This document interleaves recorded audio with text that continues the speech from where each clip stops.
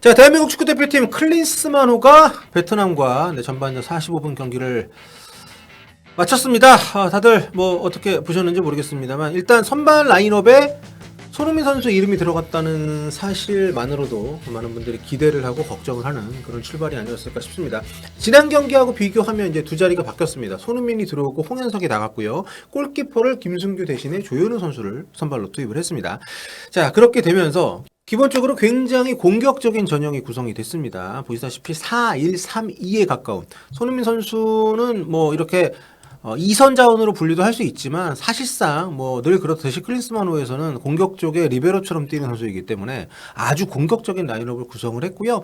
이런 조합대로 경기 초반 엄청나게 밀어붙였습니다. 기본적으로 베트남이 풀 전력이 아니었어요. 그러니까 제가 이번 경기 앞두고 왜 베트남이랑 하냐라고 얘기하시는 분들한테 아니 베트남을 너무 무시하는 바는 아니냐. 베트남이랑은 할 수 있다. 우리도 강팀들이 우리하고 많이 해줬다. 그런 과정에서 축구라는 것은 그런 과정에서 서로 교류하고 서로 발전해 나가는 거다. 근데 베트남이랑 하는 거 자체에는 아무 문제가 없죠. 근데 상당히 많은 선수들이 빠졌습니다. 베트남이. 약한 전력으로 한국에 왔고 약한 전력으로 선발 라인업을 구성을 했습니다. 그러니까 A매치 20경기 이상 뛴 선수가 5명밖에 없는 그런 선발 라인업이고요. 나이도 상당히 젊습니다. 그러니까 베트남 1군과 우리 1군이 하는 것도 아니고 우리는 1군, 우리는 뭐 오늘 손흥민, 이강인, 이재성, 황희찬, 김민재 다 나왔습니다. 뭐 다른 포지션에도 여러 선수 있습니다만 어쨌든. 그런데 베트남은 1.5군 정도 잘 봐줘야 이런 라인업으로 나왔어요. 그래서 클린스만 감독이 반복해서 얘기했던 것처럼 아시안컵 본선을 앞두고 갖는 마지막 평가전인데 상당히 저는 좀 실망스럽고 좀 아쉬움이 있습니다. 어쨌든 이런 얘기가 성립이 되려면 이 경기를 우리가 압도를 해야 되는 거죠. 출발은 그랬습니다. 우리가 일단 다른 걸 다 떠나가지고 기본적으로 피지컬 차이가 많이 나요. 그리고 그 피지컬의 우위를 우리 선수들이 굉장히 잘 활용을 하면서 최전방의 조규성, 손흥민, 이선의 황희찬, 이재성, 이강인 아주 적극적인 압박을 통해서 우리가 기선제압을 했습니다. 그래서 전반 5분 만에 이강인의 코너킥을 김민재 선수가 헤딩이 아니라 어깨로 골을 넣어서 일찌감치 앞서가기 시작을 했고요. 그리고 그 뒤로 15분 동안 우리가 굉장히 주도적인 경기 운영을 했어요. 근데 아쉬운 것은 이렇게 실력차가 많이 나고 우리가 홈이고 상대가 초반에 많이 얼어있는 상황에서 우리가 분위기를 확실하게 가져올 수 있는 추가골이 나왔어야 되는데 그렇질 않았고 실수들이 많이 있었습니다. 그러니까 상대를 얕잡아 본다는 느낌이 많이 드는 우리 선수들이 평소라면 하지 않을 만한 플레이들 마무리를 짓거나 좀 더 공격적으로 직선적으로 가야 되는 상황에서 동료에게 볼을 원터치로 내준다거나 아니면 드리블링을 시도할 필요가 없는 위치에서 시도를 한다거나 약간 좀 그런 모습들이 많이 나오면서 우리가 확고하게 주도할 수 있는 흐름을 스코어로 변환을 시키지 못했습니다. 그러다 보니까 베트남 선수들 어떻겠습니까? 이제 점점 해볼 만한데 살아나면서 몇 차례 우리에게 좋은 기회를 만들어냈습니다. 특히 전반 16분이었는데 이강인 선수의 슈팅이 골대 맞고 나온 직후였습니다. 근데 우리 진영에서 박용호 선수가 볼을 본인이 소유하고 있는 상태에서 경합도 아니고 뒤쪽에서 다가온 선수에게 너무도 허무하게 볼을 뺏기는 장면. 저는 이거는 굉장히 실망스럽고 이런 장면은 다시는 반복이 되서는 안 돼요. 이번에 나온 것만으로도 저는 이 부분에 대해서는 엄격한 내부적인 얘기들이 있어야 된다고 생각을 합니다. 아무튼 그 장면이 보여주는 것처럼 상대에 대한 좀 안도감, 좀 어떻게 보면 실력적인 우월감 이런 것들이 전반전을 지배하지 않았나. 우리가 26분에 이제 황희찬 선수가 이재성의 정말 킬패스였죠. 이재성의 킬패스를 받아가지고 추가골을 넣으면서 2대0을 만들긴 했습니다만 그 뒤로도 우리가 실수가 굉장히 많았고 골을 못 넣는 슈팅 과정에서 실수 있었지만 수비하는 과정에서 실수가 너무 많이 있었고 그러다 보니까 베트남에게 정말 먹어도 이상하지 않은 위기 상황도 내주기도 했었고요.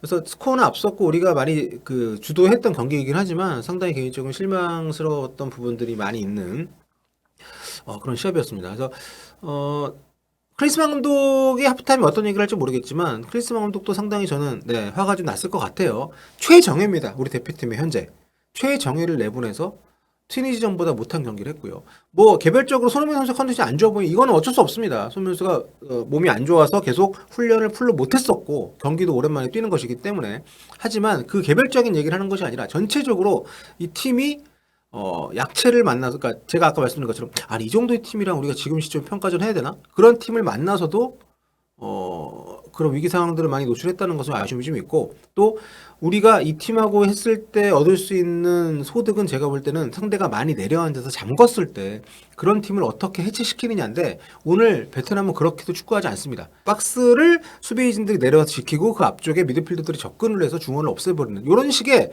잠그기를 안 했어요. 그럼에도 불구하고 우리가 이런 그 모습을 보였다는 것은 상당히 좀 아쉬움이 있고, 후반전에 지난 튀니지전처럼 후반전에 확실히 좀 우리가 변화를 가져갈 수 있는 그런 경기, 그런 좀 전술적인 혹은 멘탈적인 얘기들이 라커룸에서 많이 오갔어야 한다고 보고요. 자, 후반전에 그래서 약간 좀 변화를 모르겠습니다. 클리스만 감독의 생각이 어떨지. 네, 전반전을 만족스럽게 했다면 오히려 많이 바꿨을 것 같은데 그렇지 못했기 때문에 하프타임에 어떤 카드를 꺼내들 것인지, 네, 이번 경기를 통해서 또 클린스만 감독의 팀 운영 패턴 방식 이걸 또 많이 볼 수가 있을 것 같아서 후반전 더 기대가 되는 면이 있습니다. 자, 후반전 45분 우리 선수들이 4골을 몰아치면서 6대0 대승을 했습니다. 자, 스코어로 보면 정말 이보다 더 좋을 수 없는 그런 대승입니다. 6골을 넣었고 무실점을 했고요. 하지만 세부적으로는 좀 짚어볼 부분들이 많이 있었던 것 같습니다. 일단 후반 14분 손흥민 선수가 황희찬의 패스를 받아서 팀의 4번째 골을 넣고 난 직후에 곧바로 전방에서 압박을 하면서 상대 수비의 실수를 유발을 했고요. 거기에서 상대가 곧바로 파울을 했다는 판정이 나오면서 상대 수비가 퇴장을 당했습니다. 그러면서 그 뒤로 우리가 꽤 긴 시간을 10명이서 뛰었는데 10명이 뛰는 동안 오히려 텐션이 더 떨어지면서 우리가 뭐 2골을 넣긴 했지만 그렇게 뭐 이렇게 다이내믹한 경기가 진행이 되진 않았습니다. 결정적 승부의 분수령이라고 할 수 있었던 퇴장 장면에 대해서 제가 이중계 때도 말씀드렸습니다만 그게 파울이라고 선언이 되면 무조건 퇴장이 맞습니다. 왜냐하면 최종 수비수에게서 볼을 뺏은 직후였기 때문에 명백한 득점 찬스였죠. 골키퍼하고 1대1 되는 상황이니까. 그런데 제가 이거 리플레이를 다시 봤을 때는 손흥민 선수가 와서 부딪히고 넘어지는 과정에서 수비수가 반칙 행위를 하지 않았던 것처럼 보여가지고, 게다가 이게 평가전이니까 11대 11로 뛰는 모습 보였기 때문에 더 개인적으로는 좀 아쉬운 판정이었다고 생각을 하는데, 어쨌든 우리가 10명이라는 상대가 한 명이 줄어든 상태에서 경기를 진행을 했음에도 불구하고 생각보다 압도하는 경기를 하지는 못했습니다. 자, 일단 하프타임에 3명을 교체를 했습니다. 공격 쪽에 교체를 하지 않았고, 김민재도 이강인도 손흥민도 빼지 않았던 클린스만 감독입니다. 수비 쪽에서만 변화를 줬어요. 김진수, 그리고 김영권, 김태환, 이렇게 김민재를 뺀 나머지 포백의 나머지 3명이 교체가 됐습니다. 그러면서 수비 조합에 대해서는 여전히 클린스만 감독이 고민이 많다는 것을 확실히 보여주는 하프타임 교체 카드 활용이었습니다. 저는 근데 그 부분이 역설적으로 수비를 제외한 많은 나머지 부분에는 거의 주전이 좀 확정이 돼 있다고 봐야죠.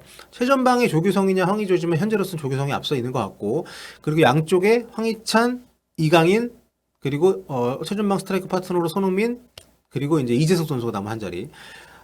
그리고 그 뒤에 이제 박용우 선수. 이번에는 사실 소집을 박용우, 이순민밖에 안 했기 때문에 사실상 어떤 테스트라든가 좀 더 좀 경합을 시킬 수 있는 그런 팀 분위기를 만들지 않은 채로 이번 소집을 했단 말이에요. 그래서 이런 전체적으로 봤을 때 많은 부분이 결정이 돼 있고 좀 압박이 덜한 것이 이렇게 압도적으로 약한 상대를 만났을 때 우리에게 그렇게 좋게 작용한 것 같지는 않습니다. 왜냐하면 실수가 너무 많았어요. 잔실수가 너무 많았습니다. 특히 오늘 김민재 선수도 실수가 꽤 있었고, 수비 쪽에서 크고 작은 실수들이 많이 있었습니다. 베트남이 긴장을 했는지 실력인지 뭐 어떤 이유든지 간에 그걸 찾아먹지 못했기 때문에 우리 입장에서는 다행히 무실점으로 마무리는 했지만, 결과가 좋다고 해서 과정에 대한 아쉬움을 우리가 다 그냥 무시를 해도 좋다는 뜻은 아니기 때문에 그런 부분들은 짚어볼 필요가 있을 것 같고, 그리고 좀 불필요한 위치에서 불필요한 상황에서 파울을 하는 모습들. 베트남이 72분에 이제 프리킥으로 골대를 맞추는 장면이 나왔는데, 사실 그 상황에서 정우영 선수가 파울로 상대를 끊었는데 우리 수비수가 훨씬 많았기 때문에 굳이, 그리고 이제 프리킥을 주게 되면 위험 지역이어서 굳이 할 필요가 없는 파울이었는데, 그런 경기 운영이 모두 좀 아쉬움이 있었고요. 아무튼 전체적으로 대승을 하긴 했지만 개운치는 않은 그런 경기였다. 제가 생각할 때 가장 좀 소득은 뭐냐면, 손흥민 선수가 전반전도 경기력이 썩 좋지 않았었고, 이번에 이제 훈련도 많이 못하고 경기도 많이 못 뛰었기 때문에 폼이 좀 떨어졌잖아요. 근데 손흥민 선수는 우리가 토트넘 때도 알고 있죠. 경기 시간을 주고 계속 공을 만지게 하면 할수록 폼이 올라오는 선수입니다. 후반전에 폼이 올라왔죠. 예, 그러면서 이제 골도 넣고 뭐 도움도 하고 풀타임을 뛰고 이제 나갔는데 뭐 체력적인 부분 걱정이 되긴 하지만 그런 부분을 뭐 본인이 무리해가면서까지 뛰는 선수는 아니라고 우리가 믿고 있으니까 팀에 돌아가서도 좋은 모습을 보여줄 거라고 생각이 됩니다.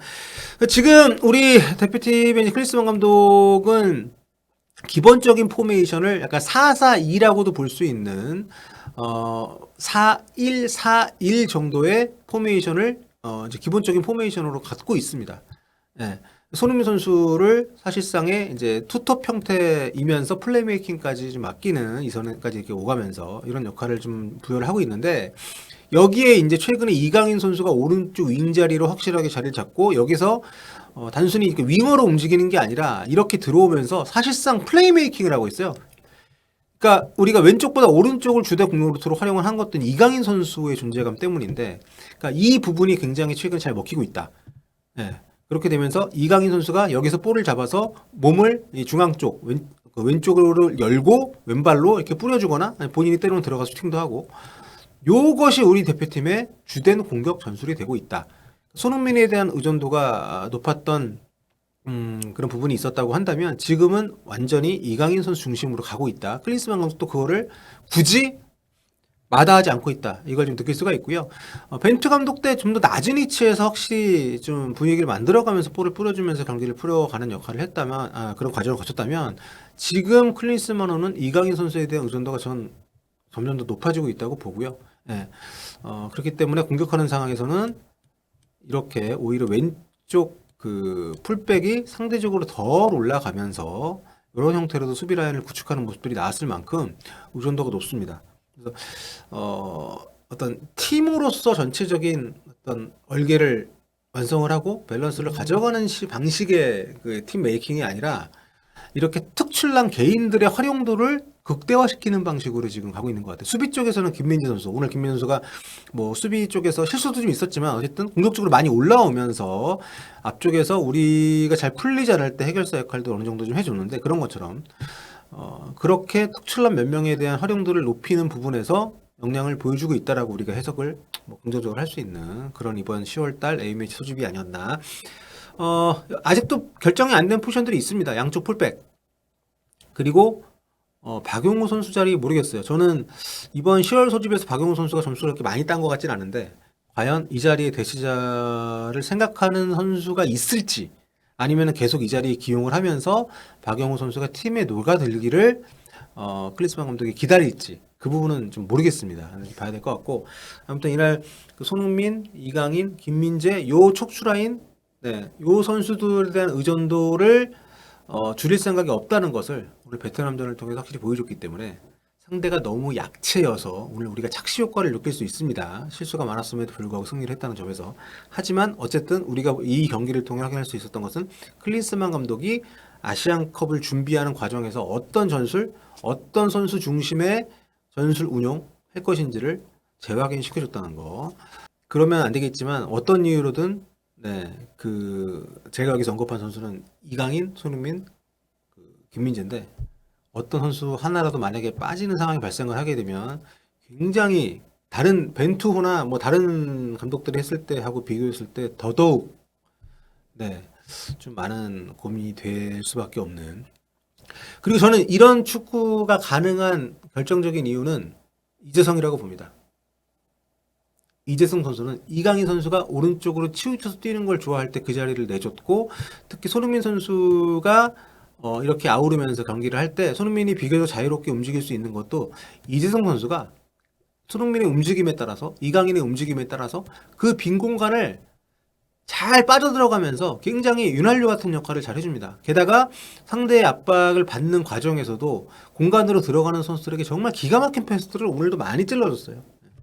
그러니까 본인의 에고를 드러내지 않고 팀을 위해서 헌신하는 공격 포인트를 그렇게 많이 기록하면서 막 스포트라이트를 받는 역할을 본인이 하지 않더라도 팀의 정말 중요한 역할들을 너무나 잘해주고 있고 특히 수비적인 부분까지도 해주고 있어서 그래서 이렇게 특출난 개인에게 의존하는 경기를 해도 저는 네, 뭐 아시아권에서 충분히 통할 수 있는 팀이라는 믿음을 갖게 하는 그런 어떤 기반이 이재성이다. 예, 홍현석 선수도 물론 있고 잘하지만 예, 이재성의 존재는 그래서 예, 정말 클린스만 감독 체제에서는 훨씬 더 중요하다.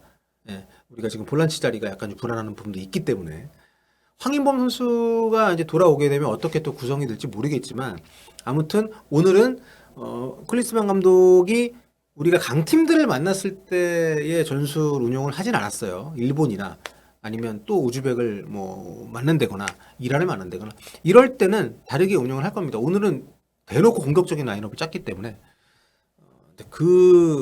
이제 월드컵 2차 예선이 다음 달에 시작이 되는데 이제 그때는 아마 오늘 경기랑 흡사한 구성을 할 가능성이 있고요. 첫 경기는 그래도 좀 더 보수적으로 하지 않을까 싶고 근데 아무튼 좀 전체적으로 클린스만 감독은 우리가 9월에 봤던 10월에 봤던 이런 어떤 그 전술의 얼개를 크게 뭐 바꿔나가거나 새로운 것을 시도하기보다는 이제 좀 아시안컵 기준으로 봤을 때 마무리 단계에 들어가는 팀 빌딩 단계에 와 있다는 걸 다시 우리가 확인할 수 있었던 것 같습니다. 어쨌든 뭐 다른 걸 다 떠나서 두 경기에서 여러분 우리 10골 넣고 이겼습니다. 튀니지와 베트남을 상대로.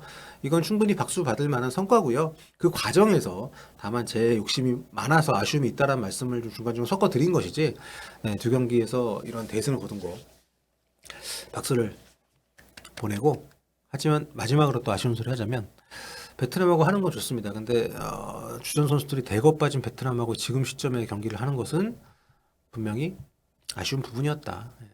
최정예가 아니라는 점에서 베트남이 그렇다고 장거리 경기를 좀 안 했기 때문에 저는 오히려 장거리 경기를 하길 바랬었거든요.